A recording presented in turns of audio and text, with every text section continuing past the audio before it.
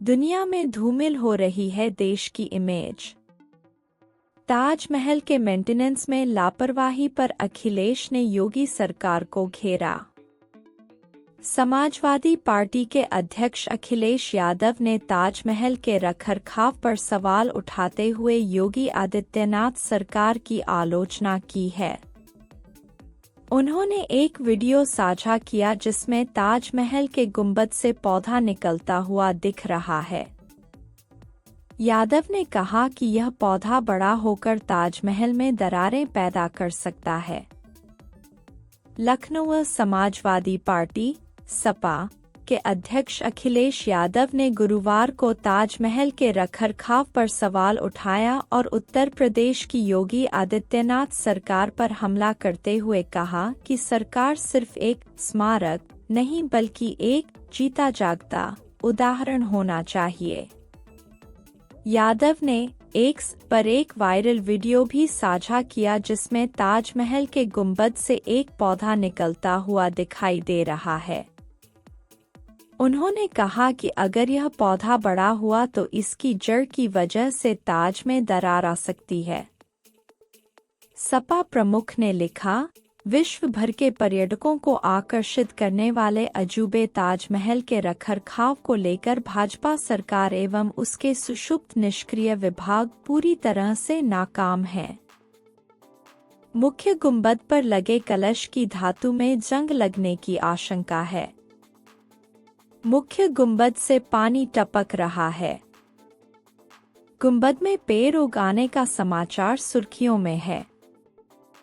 इन जैसे पेड़ों की जड़ें अगर विकसित हुई तो ताजमहल में दरारें आ सकती हैं। उन्होंने लिखा, ताजमहल का परिसर बंदरों के लिए अभयारण्य बन गया है। ताजमहल परिसर में जल भराव की समस्या है। पर्यटकों की परेशानी यह है कि वे ताजमहल निहारें या समस्याओं से निपटें। इन सब कारणों से दुनिया भर से आने वाले पर्यटकों के बीच देश की छवि वैश्विक स्तर पर धूमिल होती है।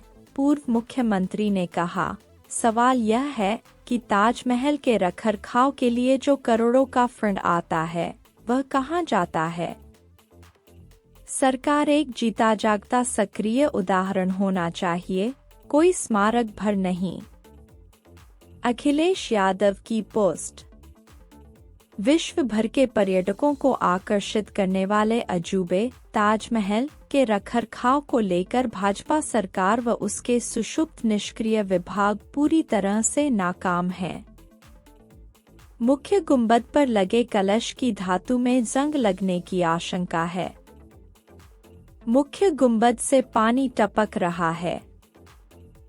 गुंबद में पेड़ उगाने का समाचार सुर्खियों में है।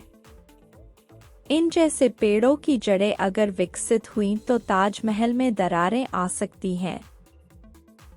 ताजमहल का परिसर बंदरों के लिए अभयारण्य बन गया है। ताजमहल परिसर में जल भराव की समस्या है। पर्यटकों की परेशानी ये है कि वो ताजमहल निहारें या समस्याओं से निपटें।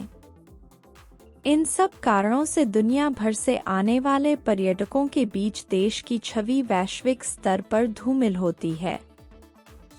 सवाल ये है कि ताजमहल के रखरखाव के लिए जो करोड़ों का फंड आता है वो कहां जाता है। सरकार एक जीता जागता सक्रिय उदाहरण होना चाहिए, कोई स्मारक भर नहीं।